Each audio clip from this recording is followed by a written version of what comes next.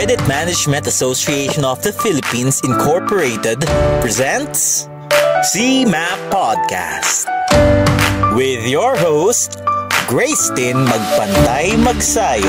Welcome everyone to a new episode of CMAP Podcast. For our guest for today, I'm sure kung taga-CMAP kayo, kilalang kilala niyo siya.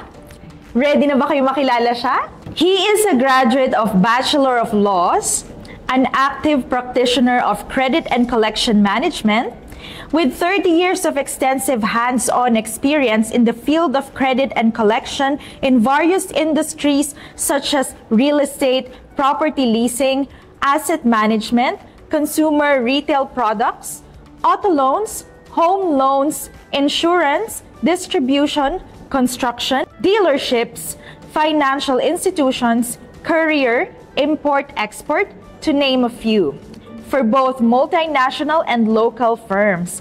He is an accredited resource speaker of RBAP, CMAP, and other business solution firms, consultant and service provider for various financial institutions, lending and retail and consumer companies. He is a freelance resource speaker.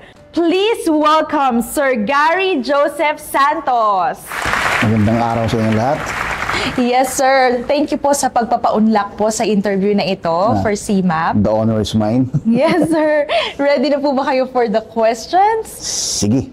Sige, sir. Sige po. Umpisahan na po natin. So, ito po ang unang segment po natin is about your personal background and your profession po. Pwede niyo po bang ikwento ang journey ninyo sa field ng credit and collections? Journey. So, with my 30 years of experience, mahaba-habang journey yan. I started as a credit investigator with an insurance company under the department, under Bails Bond Department. Parang sa dalit salita, isa akong piansador. I do background checking for those who apply for bail bond. Then, moving forward, palipat-lipat ako Palipat-lipat ako ng kumpanya. I average at least 3 years lang before. Kasi pusong mamon ako Okay, pusong mamon ako. As I move on, naging credit investigator din ako. Ngayon, ang mga kadalasan nangyayari pagka meron ako mga recommendation for disapproval or approval, pag hindi na-sustain yun, nagtatampo ako. Parang, kasi tingin ko, maayos yung recommendation ko, and pagka they push through with this account, malamang malugi yung kumpanya, matalo, so affected lahat. Ganun ako ka-idealistic nun. Okay, so kaya palipat-lipat ako. Pagka hindi na-sustain yung recommendation ko, yung susunod na linggo, the immediately coming Sunday, bumibili na ako ng Manila Bulletin, yung dyaryo. Wala pang job street nung araw. Wala pang job street nung araw. Kaya yun ang classified ads. Naghanap na ako. So, lumilipat na ako, palipat-lipat. The good thing about that is halos naikot ko na lahat ng industriya except for hospital. Sinadya kong huwag mapunta sa hospital kasi ayoko maipit doon sa sitwasyon na ilalabas yung halimbawang may hindi hinuwerteng mabuhay, ilalabas, hindi mailabas dahil walang pambayad, at ako yung nandoon. Ayoko mag-decide ng gano'n, ayoko maipit sa gano'ng sitwasyon. So, yan, palipat-lipat hanggang sa I was a manager by age of 26, then up to the ladder, hanggang ito na, iba-ibang industriya na yung napasok ko as far as credit and collection is concerned. Okay, sir. Thank you so much po. Follow-up question lang dun, sir. Medyo impromptu to. Sige. Ano po ba yung process ng collection? Collection, nanggagaling yan sa may pinanggagalingan yan. It's either documented or non-documented. Pero hanggat maaari, dapat documented. So, kung ano yung nakalagay sa kontrata, as to the terms of payment, yun ang susundin natin. And there are some activities na kailangan natin gawin para ma-exercise natin ang efficient collection process. So, isa sa mga, merong mga mandatory, merong mga discretionary, pero ang Meron mga non-negotiable activities such as the sending of notices. After sending ng notices, we must ensure that they are properly receipted kasi they are the foundation or in preparation for the next level in case hindi makabayad. Okay, basically, we'll go down to the whatever is written, kung meron. Pag wala, isang malaking good luck. Oh, thank you, sir, for sharing that. For our next question, sir, ano ang pinaka-challenging na na-experience nyo bilang isang debt collector? Challenges. That's too many to mention. Pero siguro i-classify o i-divide natin sa dalawang klase ng challenges. First is the financial challenges and the next one is the life and limb challenges.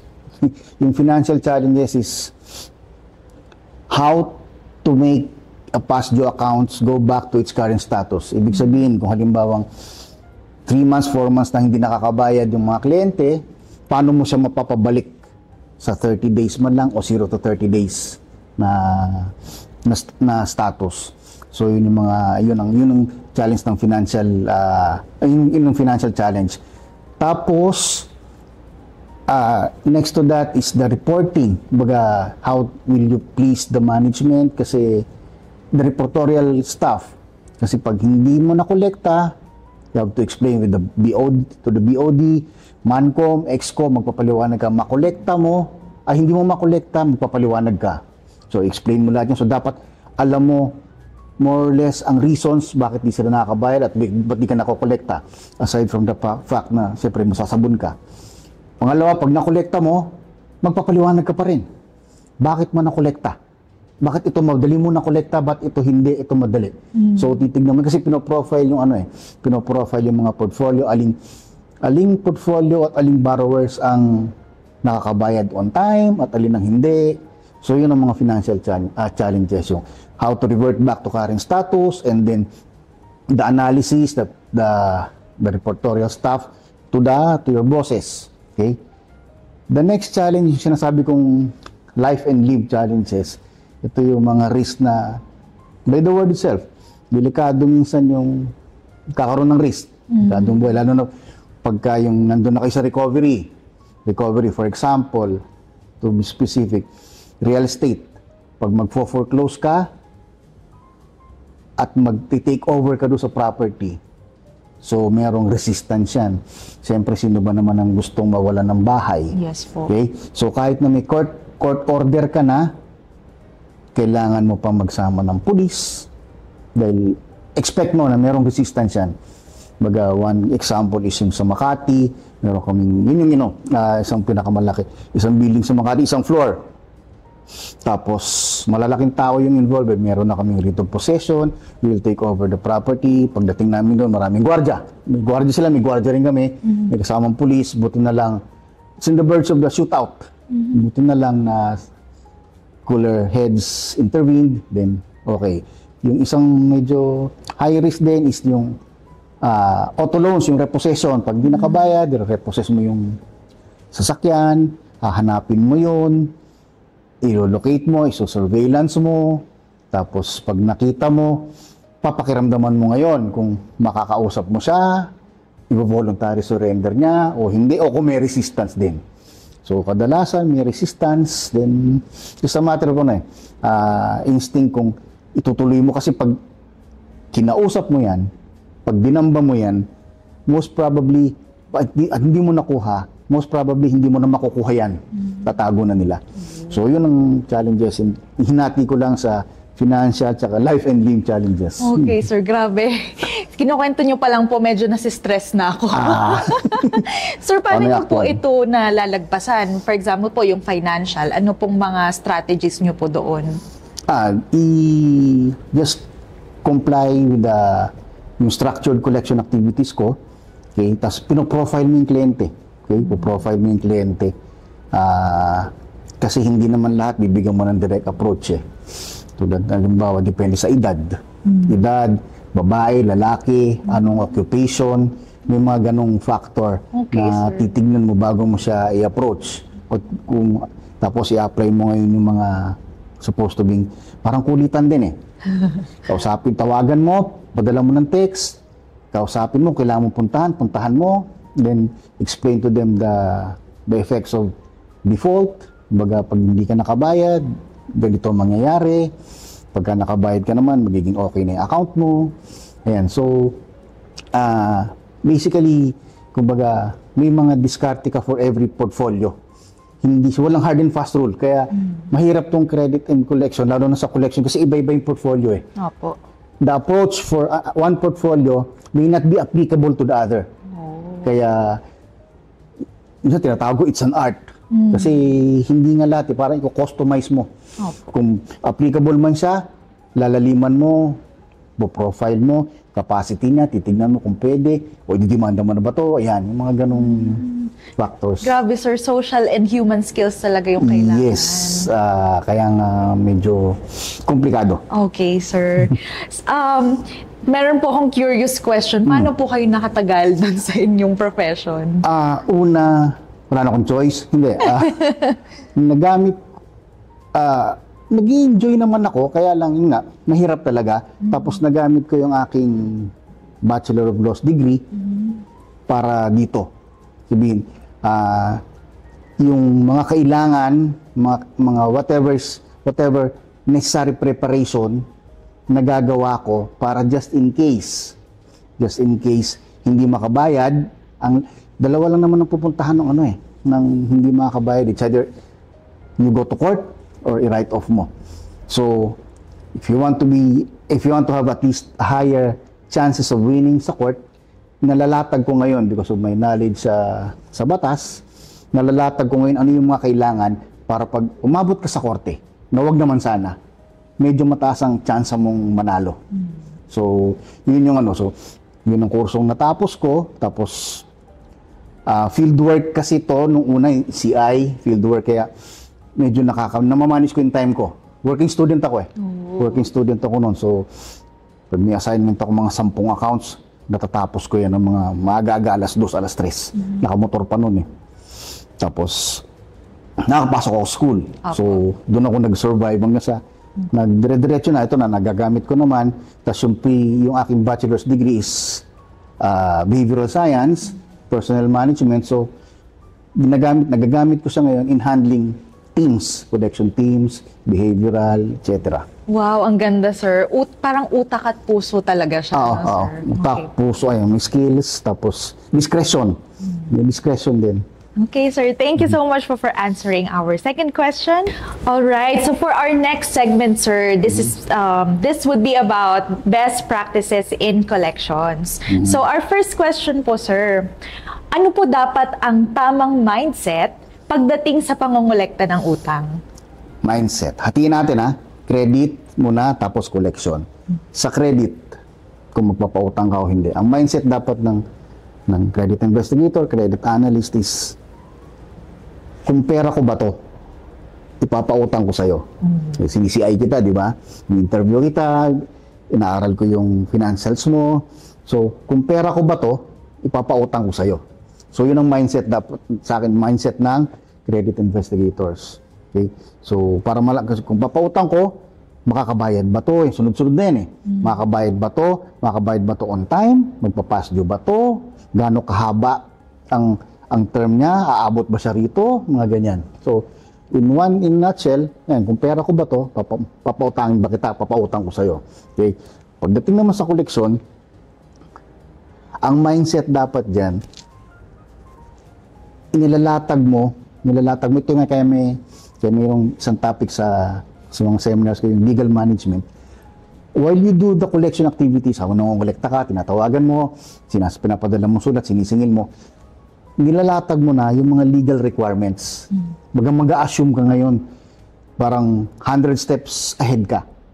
Malamang sa malamang, wag naman sana, makabayad to. Kung hindi, nalatag ko, nagawa ko yung mga legal requirements para just in case di ka makabayad, anong remedy? Punta ka sa korte. So pagdating mo sa korte, nakalatag na yung mga requirements para yung mga legal requirements for you to file the case and have better chances of winning. Kasi ang kadalasang nangyayari, sige, naniningil-ngil, tawag, punta, haras, etc. etc.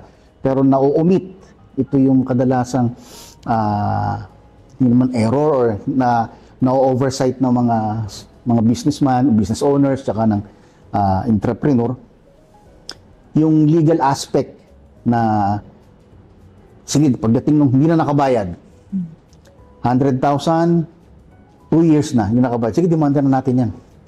Ngayon, kung madali magsabing magdemanda, pero kung may chance ka o wala, that will be another story. Kaya dapat titignan mo sa dulo, habang tinitignan mo sa dulo kung makakabayad ba to o hindi, o malamang hindi makabayad, ready ba ako na para at inas na pag sinabing, sige, demanda na natin yan. Ready tayo, nakalatag lahat yung legal, complied lahat yung legal requirements para pag file mo ng kaso, mataas ang chance mo manalo.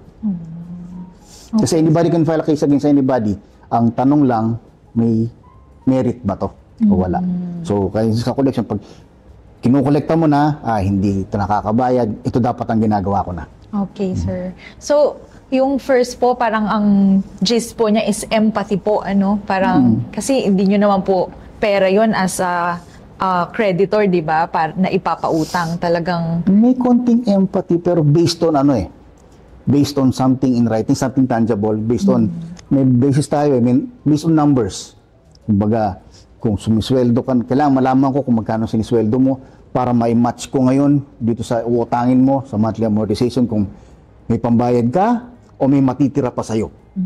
Parang, diba, utang ka ng 50,000. Ang sweldo mo, 50,000 din. So, titignan ko ngayon, ano expenses mo? Dalaga, may asawa. Kung may asawa, may anak, ilan ng anak. So, basically, titignan mo expenses na. The basic is food, shelter, clothing. Siyempre, may recreation yan. Yes. Kahit pa paano, magja-jollibee yan. Okay? Tapos, schools, saan nag-aaral. So, yun mga expenses na i-determine mo. After determining that, tingnan mo kung may matitira. Pambayad doon sa amortization. Kaya, well, we can use empathy sa dulo na, pero at the first instance, numbers Numbers. Okay, sir. So, yun po, in connection, how do you balance yun nga po, numbers, professionalism, and also yung sabi niyo po, yung puso when dealing with delinquent accounts? Hindi mo mabalanse. Hindi siya yung balance 70-30. Okay po. Parang 70 goes to professionalism, then yung 30 yung empathy. Okay? So, hindi mo siya mabalanse. Yung 70% na professionalism, yan kadalasan applicable yan sa mga secured o may mga collateral kasi meron tayong category ng loan na secured o unsecured. So, yung 70% parang applicable sa mga secured na professionalism. May utang ka, di ka makabayad, I'll go after your collateral.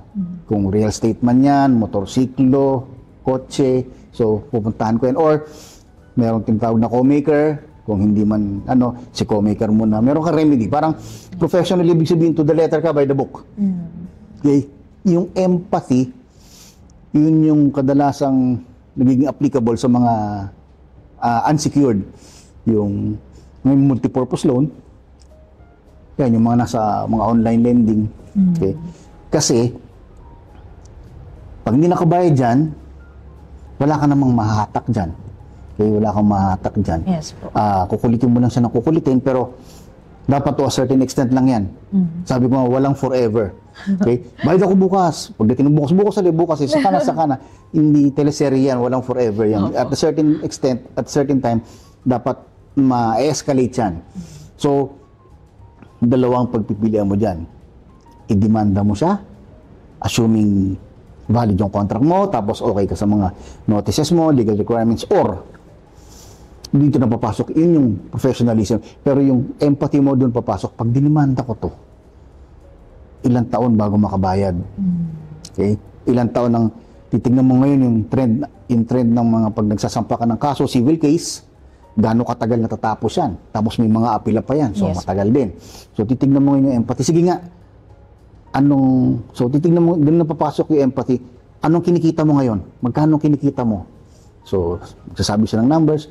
meron ba ibang source of income? Kung aside from being a salaried, meron ka bang maliit na tindahan, meron ka bang sideline, o may anak ka bang nasa abroad na pwedeng sumuporta sa iyo. So yun, kukunin mo lahat yun, then you can devise a payment plan na pwedeng acceptable, parang win-win situation, na baka sakaling instead of mag-file ka ng kaso na based dun sa protocol, procedures, pasok ng empathy, sige, subukan natin tong payment plan or restructuring kung tawagin, ibang term na restructuring, kung uubra. Pero of course, as far as corporate accounts are concerned, corporations, kailangan lagi may approval. Hindi lang ikaw ang nag-decide. Pwede ka mag-recommend. Ngayon, pero kung may authority ka to decide, then so much the better. Bago ko narating, siyempre nasa taas ka na. Ayun. Tapos kung wala naman, you can make recommendations. Yung lagi kong tinuturo. Kahit na sabihing rank and file kayo, staff kayo, huwag kayong mahiyang mag-recommend. Kung barilin yan, okay? So pag nag-recommend ka, at umubra, na-aprobahan, di okay. Kasi yun ang nakita mo eh. Kung hindi naman, di denied, sabihin mo kailangan bayaran to, otherwise di-demand ako na kayo, parang ganun. Ang ganda, sir, parang tinutulungan nyo rin po yung mga tao. Kasi minsan babalansin mo rin eh. Opo. Babalansin mo, kaya balanse na hindi nagiging balanse. Opo. Yes, sir. Thank you, sir. For the next question, sir, can you give us specific strategies na ginagamit nyo po to improve collection rates? Strategies. Sabi ko nga, there's no hard and fast rule. It depends upon the portfolio. So it varies eh.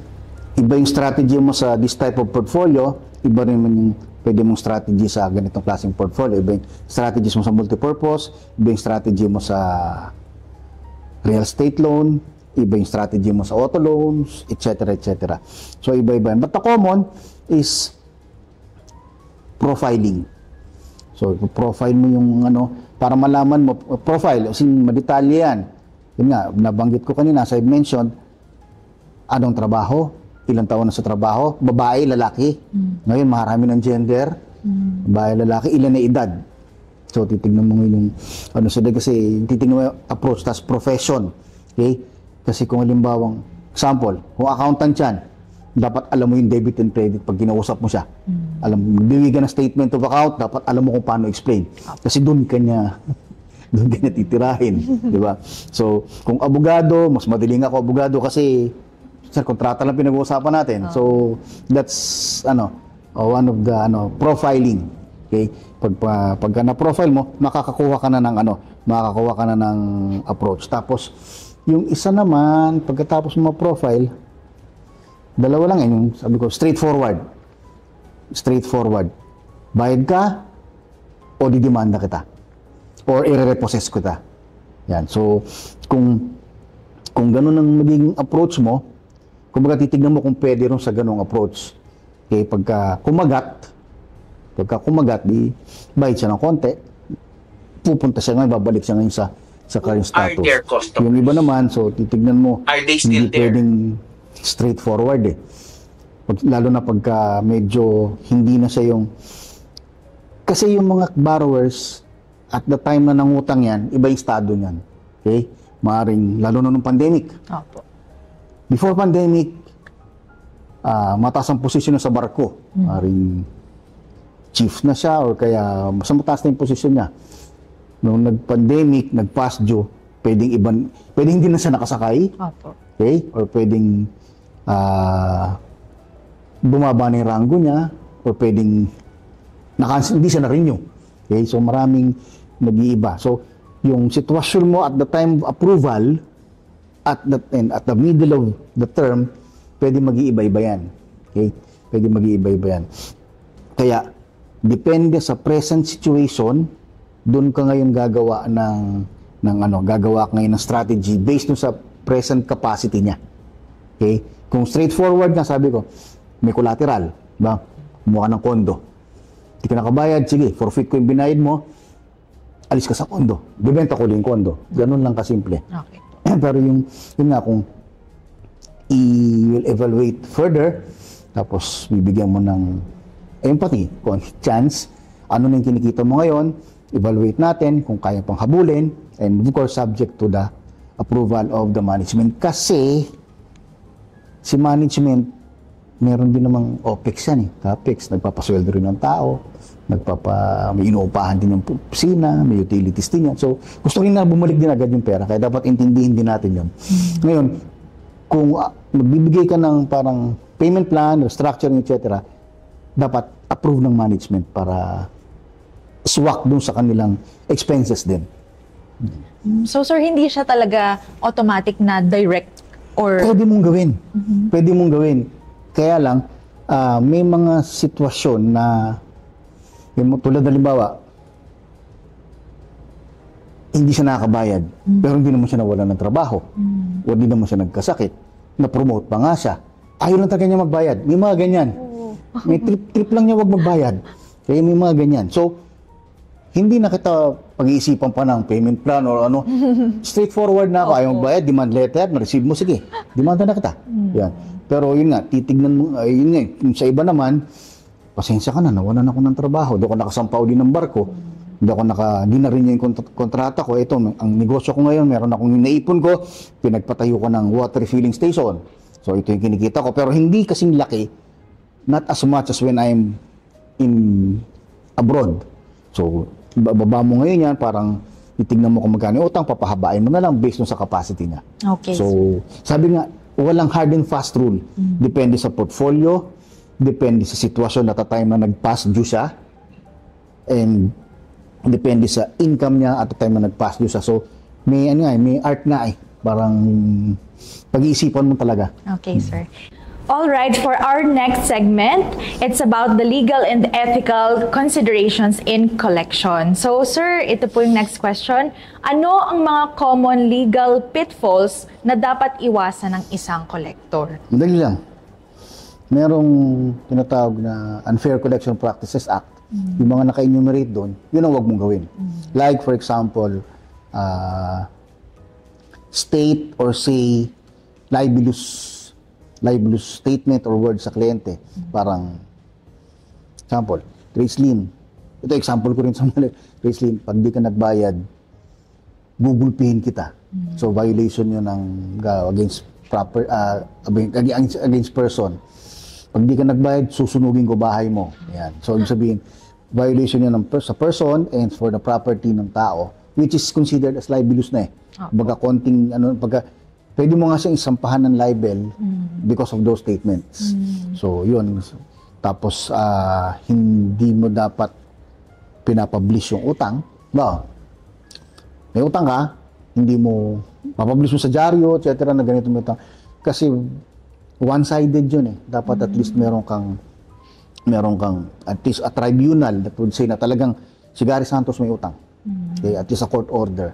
Something like that. Tapos, huwag kang magpapanggap. Huwag kang magpapanggap na ako si SPO1 ganito, ako si Attorney Agaton, kahit na hindi naman. Yan. Kasi you must observe also the proper time na mangongolekta. May oras yan eh. May simula ka sa ganitong oras, hanggang ganitong oras ka lang. Okay. Which is 6 to 10. So, yun yung mga ganon. Na huwag mong gagawin para hindi ka makasuhan ng Unfair Collection Practices Act. Okay, sir. Sir, yung act na yun, sir, kailan po siya? Matagal na yun, hindi ko na maalala yung date, pero dalawa yan. Meron nilabas si BSP, Unfair Collection Practices, in-adapt ni Securities and Exchange Commission, pero halos reconcile naman sila. Wala naman conflict. Okay po. So, sir, based po dito sa next question, I think meron pong gumagawa pa rin ng unethical. So, paano po may iwasan itong mga unethical practices sa pangongolekta ng utang? Bago ka mangolekta, para hindi ka mag-violate, alamin mo muna kung tama ba yung balanse. Kasi hindi lahat ng pautang. Okay. Merong malaking portion din ng internal lapses. Parang nasa kumpanya, XYZ company. Sabi ng ito yung utang ni A, ito yung utang ni B. Pero the truth and in fact, bayad na. Hindi lang napopost. So, internal nga yun. Okay, di ba? sir. So, internal yun. Hindi na-post, hindi na-apply. So, ang lalabas, parang credit card ka, di ba? Nagbayad ka ng credit card. yung credit card company, binayad mong 5,000 halimbawa, hindi nila in-apply. So paglabas ng statement mo, nandun pa rin yung, hindi nabawasan, nadagdagan pa. Opo. Okay, so pupunta ka ngayon doon, parang may violation ka na ng ano, parang ba't ka pupunta rito? Kasi aawahin mo pa. Di ba? Aawahin mo. Nangungutang ka, di ka marunong magbayad. Pero para hindi kayo mabot doon, check and double check the balances, internal yun. Tapos verify mo kung nakabayad man siya, hindi. Tapos, be professional, stick with the contract. Okay? Stick with the contract. Parang kung ano yung, kaya dapat alam din natin kung ano yung laman ng kontrata eh. As collector, as telecollector or in-house collector, alam natin yung laman ng kontrata, more or less. At least on the effects of default. Tsaka yung ano nun. Para pwede mong sabihin kasi walang violation nun kasi nasusulat yun at pinirmahan nila. Okay, sir. Okay? So, stick to the contract. You won't go wrong. Okay, sir. How do you deal with disputes or customers naman po that deny their debt? That deny their debt. Yung tinatanggi nila yung utang nila. Opo. Pagka, tingnan mo muna yung proper party or part of the KYC. Ikaw ba talaga to? Ikaw ba talaga yung party to the contract? Kasi the other party is your company, di ba? The other party is yung borrower.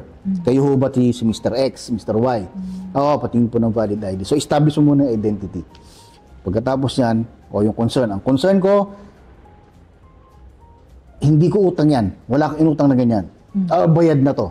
Yan, yun ang common eh. Bayad na to. Kasi hindi na pwedeng sabihin hindi niyo utang kasi binigay mo sa kanya yung proceeds eh. Okay? Bayad na to. Simple lang, hingi ka ng proof of payment. Ay, kung bayad na po, sige, patingin ho ako ng proof of payment kasi wala nagre-reflect sa amin. Hindi, binayad ko na yan ganito kay Pedro. Pahingi po na resibo. Opo. Pag walang napakitang resibo, hanggat wala kayong makikitang proof of payment, it will still continue to appear in your statement of account. Mananatiling utang nyo to at nagpapatong-patong yung mga interest, penalty, late charges, etc. Kaya kung talagang bayad na, show us the proof kung kailan siya nabayaran. Pag na-authenticate natin, lahat ng penalties ito pwede nating ma-reverse. I-recommend ako for reversal. Yun. So, yung mga nagdi-deny. Ngayon, hanggat wala silang mapapakitang proof of payment, utang pa nila yun. Deny all you can, pero it will still appear in your accounts receivables. All right, so let's go to communication and negotiation. Our next question, sir, is paano ka nag-handle ng hostile or galit na debtor? Lahat naman, lahat naman nagagalit pag sinisingil. Okay? So lahat siyang galit. May dalawang klase ng galit. Okay? Yung galit na talagang galit siya dahil tama siya. Bayad ako, ito resibo. Hindi nyo pinost. Nagkaroon pa ako ng interest penalty. I-reverse nyo yan, galit siya. Dahil tama siya. Meron naman nagagalit-galitan para hindi, to evade collection. Parang magtatapang-tapangan. Parang sabihin niya, bayad ko na yan, ganyan. Yung gumagawa ng kwento, tapos magagalit-galitan. Pag yung kausap o yung collector, hindi masyadong seasoned, may intimidate yun. Sige po. So, yung dalawang klase ng galit. Isang valid na galit at saka isang nagagalit-galitan. Yung valid na galit, then, pag nagalit siya, sige, ma'am, tingin ko po muna yung dokumento nyo. Yan, tingin mo yung KYC, sabay ito. Kasi, maraming pupunta sa'yo. Hindi mo alam kung yung pumupunta sa'yo siya talaga yung tamang party. Maraming instances na nagagalit sila. Bakit sinisingil nyo ganyan? Only to find out na hindi naman pala siya yung tamang borrower. Hindi siya yung nakalagay stipulated borrower sa contract. Kamag-anak siya ng pinsan, ng ninong, ng anak ng kabila na supposed to be sinasabi, nagmamalasakit lang ako. So, nakadalawang oras na kayo ng pag-uusap, sayang lang oras na, dahil hindi naman siya yung tamang partido. Okay. So, alamin mo nga muna yung KYC. Ikaw ba itong tamang tao? Ikaw ba itong nakalagay sa kontrata? Ma'am, sige, i-validate natin yung sinasabi ninyo. Pagka tama nga, may proof of payment kayo, verify natin. Pag tama, lahat ng ma-reverse yan. Tapos, bigyan mo ko ng 1-2 araw din, ako yung tatawag sa'yo. So, yun yung bigyan mo siya ng assurance na babalikan mo siya. Hindi yung babalikan naman ako, tatawag na naman ako, hirap-hirap tumawag sa inyo rito, transfer, etc. Yeah. So, bigyan nyo ako ng photocopy ng resibo nyo, or whatever document you have, and I have it checked, I have it verified, validate. If the same is authenticated, we will reverse the whatever penalty interest that incurred because of this non-posting. Then I'll call you within 2 days. So, yun yung para dun sa valid yung galit. Okay? Ganun yung approach. Tapos, pag ganun yung approach ng yung galit, yung valid na galit, pag hinarap mo yan, huwag mo nang paulit. Halimbawa, tinawag ka ng staff mo, tinawag yung supervisor. Sir, hinihingi na yung ulo nyo. So, tawag niya yung manager mo, tawag yung supervisor mo. Pagka punta mo ron, alamin mo na kung ano yung facts. Hindi yung pupunta ka doon. Ma'am, ano ho nangyari? Uulitin ko na naman. So, malalo magagalit yun. Opo. Okay, so, direct to the point, ma'am, nangihingi raw ba kayo ng waiver? Ngayon, meron na ba kayo ng contest? Diretso na. So, yun yung isang approach yung sa mga valid yung galit. Doon sa mga naggagalit-galitan, una kong hinihingi nga, documents, KYC. Kayo ba itong nakalagay sa kontrata? Kayo ba itong kukuha ko pa yung valid ID? Titingnan ko yung pangalan nyo, tsaka yung picture, etc. Ngayon, pagka tama, siya naman yung then sige, concern nyo ho, ganito, ganyan. So, kung naggagalit-galit ma'am, hanggat hindi ho kayo nakapagbigay, yun lang naman nagbayad na ako, ganyan, hindi nyo pinopost, yun naman ang common So, ma'am, hanggat hindi ho kayo nakakapag-provide ng documents showing proof that you already paid at pumasok yung payment ninyo, paulit-ulit lang tayo. Kaya, I suggest, hanapin niyo yung resibo, hanapin niyo yung proof of payment, then come back to me. Pagka meron na kayo niyan, harapin ko kayo, tapos i-reverse natin lahat. Kung may makuha kayo. Mawala, di tuloy-tuloy itong mag-a-appear statement of account na. Yun. So, dalawang klase ng galit. Nagagalit-galitan at talagang may karapatang magalit. Kasi nga yung sa collection naman, hindi lang naman lahat yan fault ng borrower. Siguro mga 10 to 20% internal. Opo. Fault nung misposting, not posting, walang documents, etc. Ito ba, sir, paano po yung collection? Call po ba to? Or Maraming klase. Collection, you can call to convince them to pay or to remind them to pay. Yes po. Pwedeng 5 days before due date, tumatawag ka na to remind o kaya mag-send ka ng SMS to remind. Yun yung platform mo to communicate with them. Na to remind them to pay, that they have a due date amounting to ganito at a certain date. Yun yung isang way of communicating to them. Pero merong SMS, merong chat group, merong letters, merong emails. Ang importante, nare-remind sila. Okay, sir. Nare-remind sila. Pero kung tutuusin, since they signed the contract, alam na nila kung magkano babayaran nila kada buwan. Ngayon, added service na lang ng collection, added service na lang na magpadala ng reminders para hindi nila masabi, nakalimutan ko. Opo. Yun. So, yun yung... Paano pag hindi sumasagot, sir? Pag hindi sumasagot, automatic yan. Ako, ang style ko, pagka tumatawag, cannot be contacted, automatic send SMS. And please be reminded that your account is due today. Please pay immediately to avoid incurring late penalty, etc. Okay, so, automatic yan. Pag hindi mo na-contact, mag-send ka ng SMS.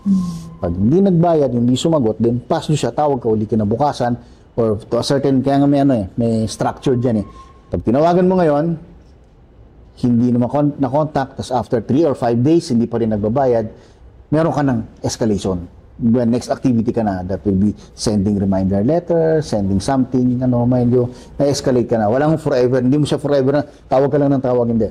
May certain limit siya, certain point na iba namang activity ang gagawin mo. Okay, sir. Thank you po.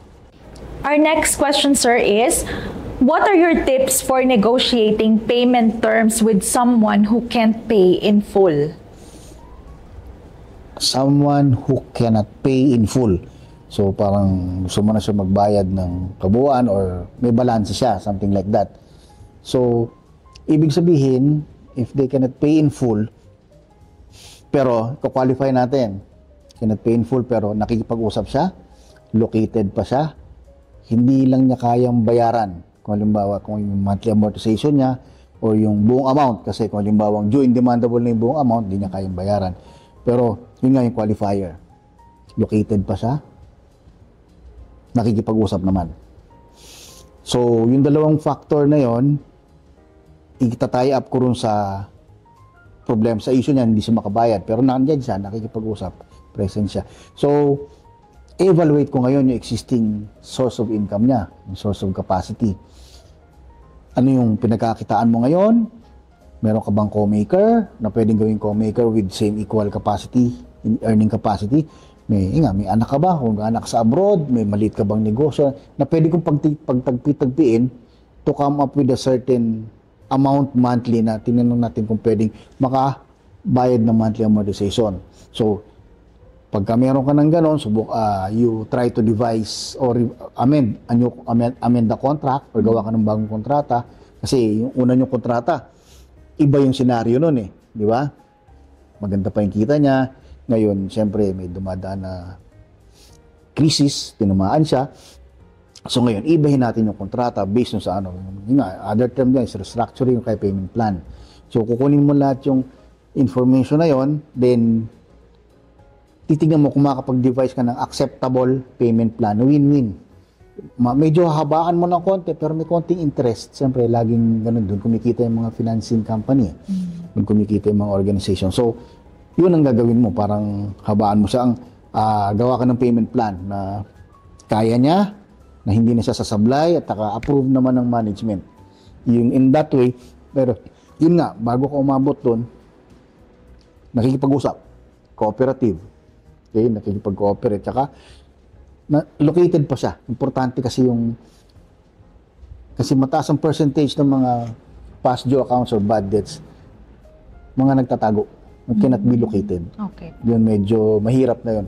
Pero the mere fact na ito located at nakikipag-usap, medyo malaking factor na siya para bigyan siya ng consideration na i-restructure yung kanyang loan. Okay, sir. So, for example po, mga auto loan.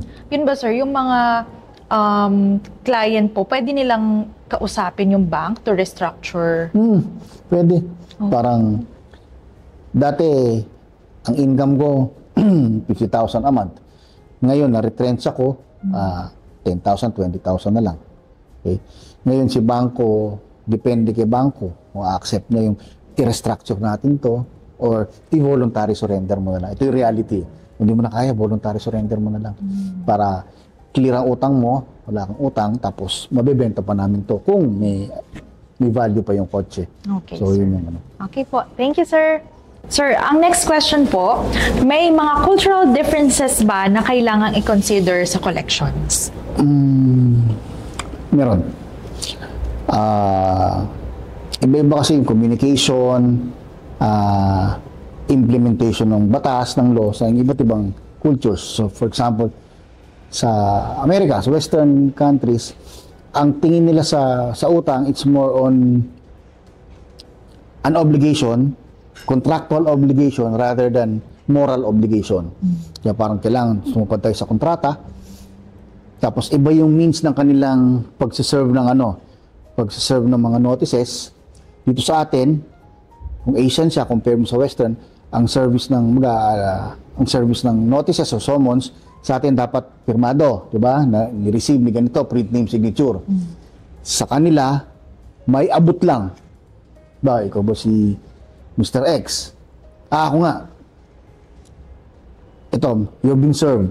Hindi na kailangan pirmahan, basta naiabot niya, valid na yon. So, yun ang mga malaking differences.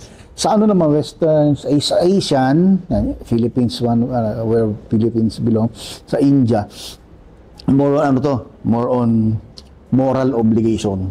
Kaya, more on moral and personal. Kaya pag sinisingil mo sila, natatamahan yung ego. Di ba? Natatamaan yung ego. Kaya minsan kahit na wala ka namang sinabing hindi maganda, sabihin hinaras ka. Okay. Kasi para sa kanila offensive yun eh. Parang, kasi utang nyo to, dapat bayaran nyo. Minsan yung ganong statement pa lang, offended na sila eh. Offended na sila. Parang, sabi, bayaran ko naman eh.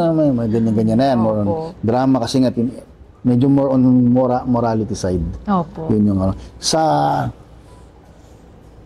Sa mga Middle East naman, more on religious. Parang pag may utang ka, dapat bayaran mo kasi bawal sa relihiyon natin, bawal sa pananampalataya natin. So, yung mga yun, kaya nga po profile mo rin kung kasama yun sa profiling. Pagka ito ay medyo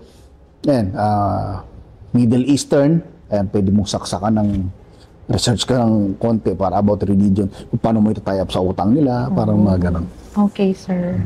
So, paano po yun sa Pilipino? Paano nyo po nina-navigate yung emotional response? I may be repetitive, pero professional nga. Kumbaga parang choose your words. Choose your words, profile mo muna. Kasi, depende sa profile niya, yung bibitiwan mong salita. Baka sa'yo hindi offensive, sa'yo wala lang. Opo. Okay? Pero sa kanila, offensive. Lalo na pag medyo may edad na, tapos matandang dalaga, masungit. So, kahit na in good faith ka naman na sinasabi mo lang na ganyan, no-offend yung mga yan. Tsaka, pagka yung sisingilin mo sila, tapos maraming tao sa labas, medyo nahihiya yan. Dalawang epekto niyan. Either magbayad sila agad, or taguan ka lalo kasi pinahiya mo sila.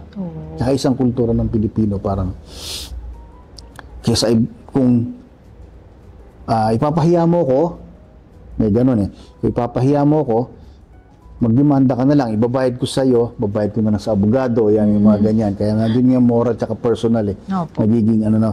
Whereas, kung ibabayad mo sa abogado, ibigay mo na lang sa kanya, tapos yung usapan, di ba? Simple.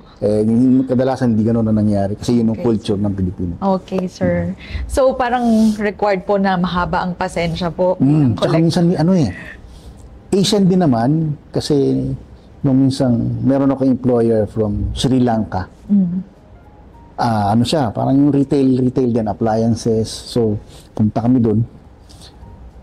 Yung mga Sri Lankan, parang they comply with their obligation. Hindi katulad sa Pilipinas. Taguan ka pa. Papahabol ka sa aso. Doon hindi, nagkukusa sila. Pag kumato ka, it's you, it's my payment. Parang ilang araw kami ron, in-observe namin, parang mas madaling maningil. Mas madaling maningil doon kaysa dito. Okay, sir. Sige po. Ayan. So, those are tips for communication and negotiation as credit collectors. Okay, so this segment naman po is about technology and trends in collections. So, how has technology changed the landscape of debt collection, sir? Greatly changed the landscape. Malaking effect yung technology and automation na napadali niya. It made easier for the borrower to pay because of the online payment, bank transfer, GCash ngayon, mga automated payment platform. So, hanggat maaari kasi, parang delivery, food service delivery, ano man delivery. Kasabay mo ngayon hanggat maaari, hindi nalalabas yung borrower ng bahay para magbayad. Opo. So, yun ang ng automation. Ang effect niyan, dapat sasabay din si creditor. Kasi pag hindi siya sumabay, cost ng delay yan. So, halimbawa, meron kang 1,000 na kliyente. Lahat siya nagbabayad sa bangko, online, etc. Ngayon, pag yung system mo, dapat sasabay ka rin Pag yung system mo hindi maayos to the point na, papasok lang siya ng papasok dito, papasok sa'yo, pero hindi mo makita kung kanino. So, as if you're looking for a payment sa isang malaking batya, naghahanap ka ng payment sa isang malaking planggana. Para nagbayad ka, Gracelyn, etc. ganyan. So, hanapin ko ngayon yung payment mo, hanapin kong ganyan. Kasi hindi accurate yung system mo. Pero kung accurate yung system mo, pagbayad, nakatag to sa account ni X o ni Grace, ni ganyan, papasok siya, madali mong mahihiwalay. So, ang mangyayari ngayon, pag hindi maganda yung system mo, para ka naghanap ng planggana, ang effect niyan, maniningil ka uli ng bayad na. Yes. So, magagalit. Nandun na naman si galit ng kliyente. So, sabi nga hindi lahat ng pautang or ng collection problem is caused by the borrowers. Meron din portion na cost ng organization. So, yun ang effect ng technology, mapabilis mapabilis. Meron nga pumapasok ngayon na collection mo, crypto. Okay? So, maganda siya to the point na yun nga, fast track, pero kailangan work both ways. Okay? Kaya ko magpipindot bank transfer, kaya ko magpipindot sa GCash. Opo. Ang tanong, maa-apply mo ba in real time? Yes. O gaano mo katagal titignan mo minsan. Hindi ko alam, baka na-experience. So, magbabayad ka ng credit card, anong ginamit mo? Tatawag sa'yo. Opo. Nagbayad ho ba kayo? Nagbayad ako through GCash. Sir, pag GCash, dapat 3 days before due date. Sabi ko, bakit? Ang pinakamahirap singilin yung kolektor. Sabi ko, bakit? Kasi may posting date. Kahit gaano katagal yung posting date ninyo, value date dapat yan. Value date meaning, kung kailan yung due date mo, at nagbayad ka on the same due date, swak dapat yun. Wala kang penalty, interest, or late charges. At hindi mo ako pwedeng pwersahin ng magbayad na maaga dahil gusto mong padaliin yung trabaho mo. Kasi hahanapin pa nila yun. Okay, sir. Para i-apply. So, yun yung maaring for the borrower side, napapabilis natin yung because of technology, napapabilis natin yung payment. Ang isang downside is hindi nakaka-catch up. Meron akong pinanggalingan ng ganyan. Pinanggalingang organization ng ganyan. Nakakabayad. Pero parang sabi ko, hindi lang planggana, drum-drum, yung mga unapplied payments. Opo. So bago dumating yung next cycle, hindi pa nila natatapos i-apply, maniningil na naman sila. So hindi nababawas kung may na-apply. Opo. So pag siningil mo, again, conflict, issue, dispute. No po. So yun yung epekto. May sasabihin na ako, sir. Sige. I mean, pag may nangingil sa akin, tapos dapat po 3 days before, pwede ko na. Sabi Hindi, ko, validate Sir dapat yan, Gary. iha. Validate yan. Oo Validated nga, dapat sir. yan. Actually nga po, pati yung mga banks din minsan, as in naniningil pa sila sa SMS, tapos ang tagal mo nang nabayaran, naniningil pa sila. Yun din amount na yun. Opo. So hindi nga nila na-applyan. Na-applyan. Kasi sabi sa'yo, yun, yung galit talaga, customer kanina, galit talaga na valid yung galit nila. Opo. Kaysa sa naggagalit-galitan. Opo. So, siguro helpful din, sir, nakalagay yung disclaimer nila na kung nabayaran mo na, ignore this message. Oo, yan, yung mga ganyan. Doon yan para play safe. Kaya lang, minsan pag-generate uli nila ng next cycle ng statement of account, nandun uli. Plus may interest and penalty. Yun nga, sir. Kasi sa record nila, hindi nag-appear kasi hindi nila na-apply. So, ikaw ngayon, papa-reverse mo, ang gusto mo i-reverse, ang tagal naman nila mag-reverse. So, yun yung mga... Dagdag work, no, sir? Oo. Okay po, grabe. So, yun, thank you so much, sir, for answering our questions about technology and trends in collections. Sa tingin nyo po, effective ba ang automated system sa collections? Yes, to a certain extent. Okay? Kasi napapabilis na yung payments, yung napapabilis niya, tapos convenient pa para sa mga kliyente. Kasi dudutut na lang sila. Okay? Dudutut na lang sila. Hindi na sila alis ng bahay, hindi sila magko-commute, hindi sila mamasahe, nakakabayad na. So, ang downside, yun nga, dapat nakakasabay din si organization sa pag-apply nung pinagbayaran na automated payment system. Kasi pag hindi sila nakasabay, lalabas yan, next cycle, nandun pa rin yan. Reflect pa rin. Tapos, as far as the collection reminder is concerned, marami ngayon tinatawag na auto-dialer. Yung automated naman na tumatawag. Tapos, press 1 for ganyan-ganyan. Yes po. Okay siya for the good paying accounts. Okay? Pero pagka yung mga hindi nagbabayad na maayos, pag nalaman nilang yun na, bababa lang nila yun eh. So, walang effect. So, meron pa rin, to a certain extent, okay siya for reminder generation. Pero, pagka nagpa-pass due na yan, medyo hindi na applicable yun. Kailangan mo may manual ka na talaga, may pupuntahan ng tao, meron ng talagang taong tatawag, meron na magbibisita, meron ng re-CI uli kung nandun na. So, to a certain extent, yes.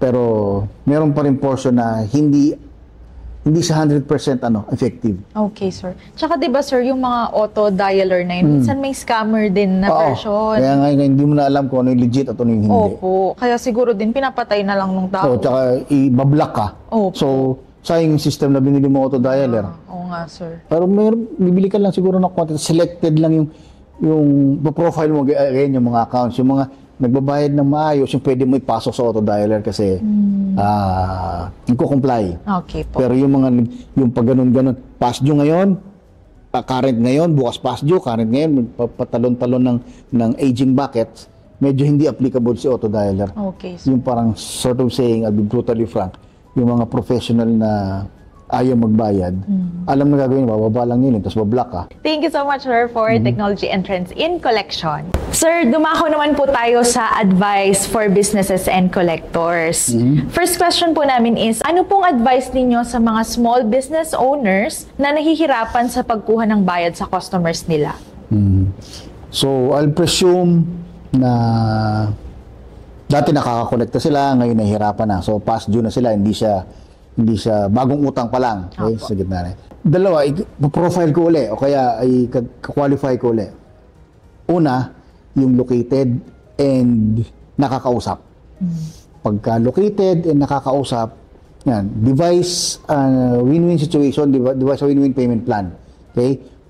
Magkano yung kikita mo ngayon, magkano yung pwede mong bayaran, gaano katagal, ba kung utang mo 100,000 na lang ang balanse mo, 100,000, sige, divide na lang natin to by 10. So 10,000 ka every month hanggang sa matapos. Lagyan naman natin ng konting interest kahit na 0.5 interest per month. Para lang kasi may cost of money. So yan. So mga ganyan. Kung hindi man, kung kaya ng organization or may pwede maaprubahan, pwedeng yung 100,000 sige, instead of 10 months, 20 months. So 5,000, mas magaan yun. Opo. Mas magaan yun. Pero yun nga, kahit magaan yan, sige, issue ka ng post-dated checks, tapos may konting interest yan. Gagawa ka ng sabi, kaya nga, it's an art eh. Pwede kang maglaro, mag-juggle kung ano yung pwede. Yun yung sa located at saka nakikipag-usap. Pero yung hindi mo na malocate, tapos wala na, zero na. Either pa-skip trace mo yan, pero highly possible na hindi na makita yan. Ang suggestion ko is endorse mo na sa reputable collection agency. Para sila na yung mangolekta, bibigyan mo na lang sila ng percentage for whatever they collected. Tapos pag hindi sila nakakolekta ron, bibigyan mo sila ng 6 months to 1 year. Kolektahin nyo to. Kolektahin nyo to. Pag hindi na nakolekta, i-recommend mo na for write-off para mawala na sa libro mo. Ang pangiting na sa libro niyan eh. Tapos, makakapag-claim ka pa ng tax credit. Okay, sir. So, yun yung recommendation ko.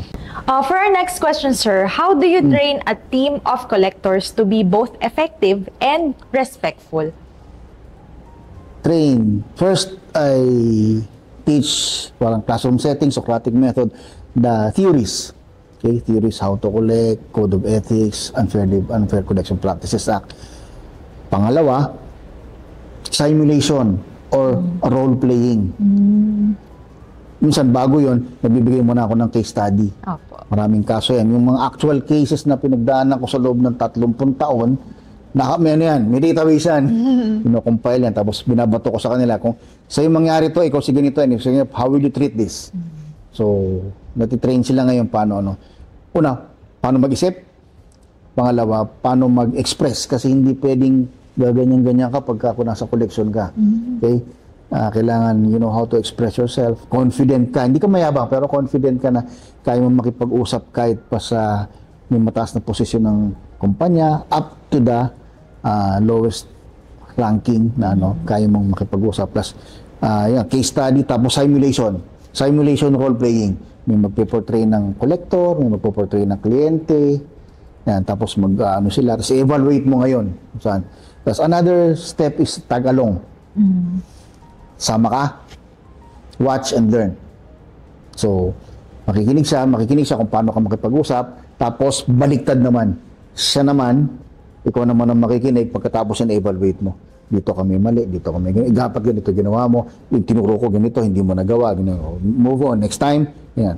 So, hanggang sa mapali sila. Okay, sir. Thank you so much po. For the next question, sir, anong masasabi mo tungkol sa importance ng documenting communication sa collections process? Documenting. One word, critical. To elaborate, it will make or break your collection. Kasi dapat yung communication properly documented, properly receipted, properly cascaded, and properly sent or conveyed within the specific legal timeline. May mga prescriptive period kasi tayo eh. Okay? So kung hindi mako-consider yon, kaya sa critical, pwede mag-prescribe, pwedeng ma-invalidate kasi may mga sa mga collection cases, meron tayong tinatawag na no demand, no delay. So kung halimbawa ikaw may utang ka, credit card, tawag lang ako ng tawag. Tapos kinabukasan, sinampahan na kita ng kaso, civil case, collection of money, sum of money, tapos ang sasagot mo lang doon, wala ka pang nare-receive na demand letter. Kasi no demand, no delay. Yung verbal na ano mo, papatunayan mo pa na tumawag ako sa iyo verbally. Pero yun nga, kung hindi ka pa nakaka-receive ng demand letter, pwedeng ma-dismiss yung kaso mo prematurely or ma-archive, something like that.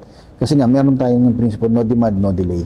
Kahit pa nakalagay pa yung sa kontrata, minsan no need of delay, no need of demand, mas maganda pa rin magpadala ka ng demand letter. So, in effect, what I'm trying to say here is, communication must be documented in writing, at maaari, properly sent, properly receipted, and it should be served within the legal time frame para hindi mawala, para hindi mag-prescribe, hindi mawala yung effort para mangolekta pagdating mo sa in-escalate mo for legal action.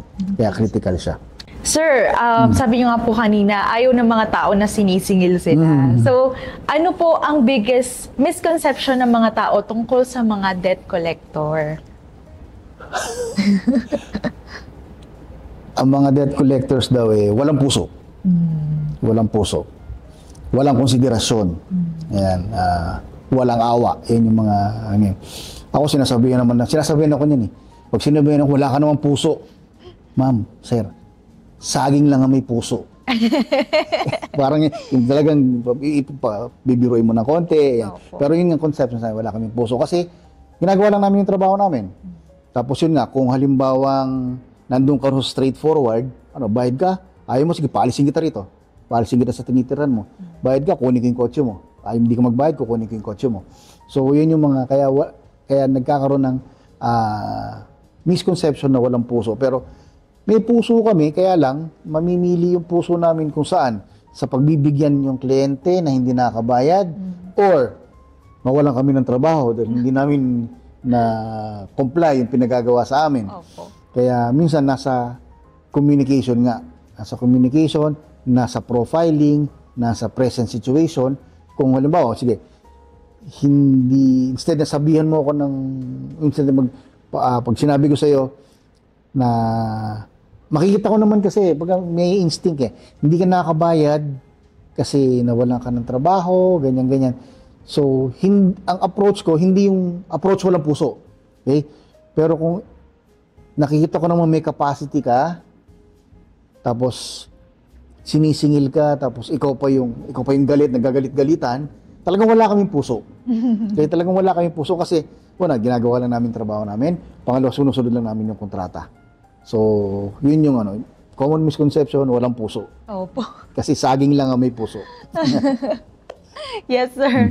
So, yung next naman question is, karoon ka po ba ng ethical dilemma sa career mo and paano nyo po ito na-handle? Hindi naman ako perfecto. Kung meron din akong violation ng Unfair Collection Practices Act. Kumbaga, hindi pwedeng it's not possible that you will not always not cross the line. There will be times that you will be crossing the line. If push comes to shove, you will cross the line. Opo. Okay? So, meron din akong violation. Kadalasan ng violation ko dyan, yung impersonation, misrepresentation, kasi yung ibang kliyente ayaw na mag-file ng kaso kasi malaki yung babayad na attorney's fees, acceptance fees, appearance fee. So, may mga diskarte na parang makukumbinsi mo sila na magbayad kasi nandiyan na yung ganyan. Kadalasan ina-apply ko to sa mga auto loans tsaka sa REM. Kasi pag mag-file ka ng kaso para sa paghatak ng kotse, malaking merong tinatawag na mag-file ka pa ng supersedeas bond, technically, to double the amount, so malaki yun. So sabi ng mga auto dealers, kolektahin mo na yung gari, hilahin mo na kung ano man. So, pinoprofile ko muna yung kliyente. Pag sa tingin ko ito makukumbinsi ko na i-voluntary surrender o magbayad, fine. Pero pagka sa tingin ko papalag, magsasama ako ngayon ng medyo kasing laki ko. Magsusuotin ko ng puting barong. Tapos paghahawakin ko ng sobre, na parang pagpapanggapin kong sheriff. Pero hindi siya magsasalita. Tapos pupunta ako sa pinakamalapit na presinto. Kasi pag alam ko may resistance, punta ako sa pinakamalapit na presinto. Makikiusap ako, sir, pwede mong assistance. Meron kaming re-repossess. Pag marunong yung police, tatanong, may court order ka? Wala po, sir, Hindi pwede yung bata. Sir, sasama lang naman kayo Tatayo lang kayo ron. Titingin lang kayo kung nasan ako nandun, nakikipag-usap. Tapos, hawakan yung baril nyo. Pero huwag nyo mabunutin. Parang, sort of kaya violation na yun. May intimidation ka nang ginagamit Pero hindi sila nakikipag-usap. So, what I'm trying to say is, may success rate yun. Sir, mamili ka, hindi na yung sheriff, may dalang court order. Ngayon, kung sakali may resistance, kasama na akong police. So, mga 85% successful, nag-voluntary surrender. Pero yun nga, meron akong ethical dilemma. Yun nga lang, the way I handle it is, no contact. Pag halimbawa pumalag pa rin, hindi ko i-engage yung parang nasa bluffing stage lang ako. Opo. Bluffing stage lang ako. May violation ako, pero konti lang. Opo. Hindi ko tinutuloy para, kasi ayoko rin magkagulo. Opo. Nilalagay ko nga sila doon para hindi magkagulo. Pero kung magkakagulo, pull out. Pull out. Okay, sir. Yun. So meron, hindi ako perfecto. Meron din akong violations. Walang collector na hindi nag-violate. Opo. It's a matter of handling it. Okay, sir. Pero kung may ganong law, ano pa yung alternative kung talagang pa-perfectin mo yung act na yun? Kausapin mo, pag hindi mo na convincing magbayad or mag-voluntary surrender, 99.9% hindi mo na makikita yung unit. So, illegal mo, file ka ng kaso, huwag ka ng abogado, bayad ka acceptance, attorney's fees, etc. Bayad ka ng supersedeas bond. Pag nakuha mo yung order, hindi mo na makikita yung kotse. So, gumastos ka ng malaki. Okay po. Gumastos ng malaki sa kliyente para lang hindi makita yung kotse. Kasi nga, sabi nga sa inyo, yung mga ganun, pagka nandun ka na sa sitwasyon na yun, it's either pagka in-engage mo, hanggat maaari dapat makuha mo. Dahil pag hindi mo nakuha, itatago na nila yan. The next time na makikita mo yan, cannibalize na yan. Okay, sir. Grabe, ang hirap pala no. Yan, ganyan. Ang hirap, manimbang. Pero na yun, medyo inaano ko na ng konti sa dinadivert ko na kung meron silang post-dated checks, instead na habulin nila yung kotse, tumalbog yung cheque, yun lang post-dated checks, i-file nila as BP22. Parang may imprisonment pa naman yan. Hindi ka na maghanap ng kotse, pero yung katao ang habulin mo. Okay, sir. So, may isang ganung workaround kung nagpa-issue ka ng post-dated checks at tumalbog. And then, moving forward, may technicalities din sa pag-serve mo ng notices. Kaya yung sinasabi ko sa inyo, dapat alam niyo yung legal requirements kasi pag mali yung pag-serve mo ng notices, technically, pwede kang matalo. Kung meron po kayong babaguhin sa industry ng koleksyon, what would it be?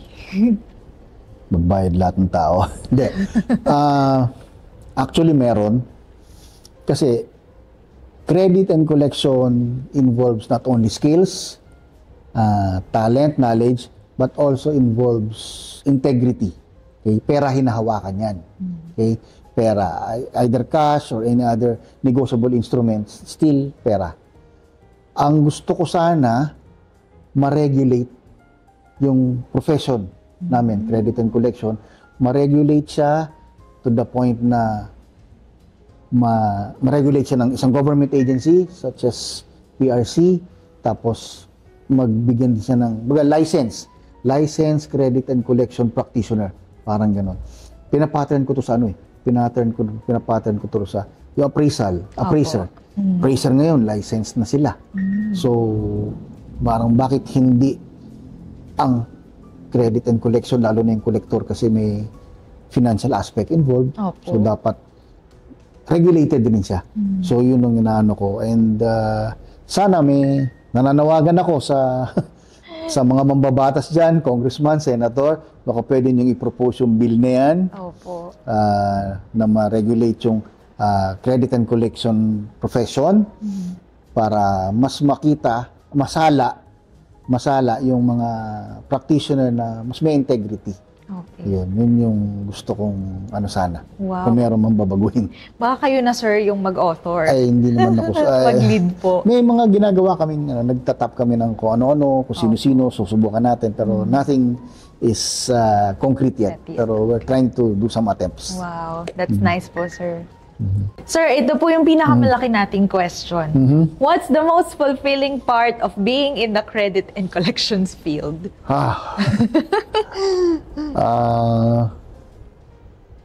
Achievement-wise, yung mapabalik mo from long-term na hindi nagbabayad, napabayad mo. Okay? Parang achievement yan. Lalo na kung dinatnan mo na yan, na past due, tapos napabayad mo, na convert mo into current status. So, achievement yan. Fulfilling yan. Pangalawa, yung recovery. Ayan, pagka na-repossess mo yung kotse, nakuha mo yung property na dapat na naka-collateral, may recovery ka. Yan, although, kasi nandun nga yung risk ng life and limbs. Okay? Kaya after risking that life and limbs, nakuha mo, na-recover mo, yun. Fulfilling yan. Opo. Next is to be appreciated by the management. Yun yung madalang Kasi parang collection lang yan Okay? Collection lang yan. So, minsan na-appreciate, kadalasan hindi. Sana ma-appreciate yung mga, lalo na yung mga nasa field o kaya yung mga nasa telecollection na talagang naka frontliner. Then, siguro lastly, I got to meet different types of people or shall I say different types of debtor. Para yung different types na yun, parang alam ko na kung paano siya atakihin, paano siya kausapin, paano siya i-deal with. Parang alam ko na kung ito pag-aaksayan ko pa ng panahon kausapin o mag-negotiate o di na, sige, kung ayaw mo magbayad, demanda na lang kita bukas o foreclose ko na lang yung property mo. Parang ganon. Yun hindi ko pwedeng maituro sa seminar kung paano, kailan mo sasabihin kung when can you say that this person can still be negotiated or this person cannot be convinced anymore. Hindi ko masabi, instinct na yan Parang, as part of being seasoned. Yun. Kaya yun yung medyo advantage ko. Hindi pa ako retired. I'm still in the active practice of credit and collection. Kaya nakapag-update pa ako at ano pa yung tinuturo ko? Applicable. Opo. Yun. Thank you, sir. So, meron lang po akong last impromptu question, sir. So, ano naman pong message ninyo sa mga debt collectors po? Advice? Yung effect sa trabaho natin, yung stressful yan Stressful yan. Hanggat maaari, of course, it's easier said than done. Sa mga debt collectors, sa mga frontliners, it's easier said than done. Hanggat maaari, huwag natin dalhin sa bahay. Kumbaga, kung nasa opisina, tapos sa opisina, iwan na natin doon. Pero sabi ko nga, easier said than done. Kadalasan nabibitbit pa rin natin sa bahay, nagiging grumpy tayo, nagiging masungit tayo. Kasi may nakausap tayong kliyente na nagkasagutan kayo, hindi maganda, so bitbit natin. So yun lang yun ako. Try to separate your work sa personal ninyo. Parang bago kayo umuwi, kung kinakailangan mag-2 bottles muna kayo, mga gawin nyo kundi, magkape muna kayo, kwentuhan kayo 1 hour, 2 hours, once a week para hanggat maaari yun lang. Bottom line, huwag nyo dalhin sa bahay, huwag nyo bitbitin ng personal para hindi naman kayo lugi kasi napaaway na, napa-conflict na nga kayo sa trabaho, pagdating sa bahay, conflict pa rin. Di ba? Parang yun yung try to separate those two things. Yes, thank you so much, Sir Gary. And that's it for our episode 4 SIMA Podcast today. I hope marami po kayong natutunan. Ayan, but before we go, Sir Gary, meron po ba kayong message or may gusto po kayong i-promote na trainings nyo po? may mga schedule ako sa CMAP, pa-check na lang sa FB page ng CMAP for the schedule. Tapos dun sa aking FB page, Debt Collection Specialist, nandun din yung mga ibang schedule ko outside CMAP. Then, may mga tips ako doon, may mga post ako ron na parang minor advices, but the purpose is to persuade and to help company, organization, and business owners to more or less minimize their bad debts by applying the appropriate principle and practice. So yun, kaya sa mga series ng lectures, kindly visit the CMAP FB page and my page, Debt Collection Specialist. Please follow Sir Gary's page, Debt and Collection Specialist. Tama po ba, sir? Ayan. Thank you so much again for tuning in. And we'll see you next time again. This is Grace, ang inyong host para lang sa CMAP Podcast. Thank you so much, sir. Thank you. CMAP Podcast is brought to you by Credit Management Association of the Philippines Incorporated. For more episodes and announcements, follow us on Facebook, X, LinkedIn, YouTube, and Spotify.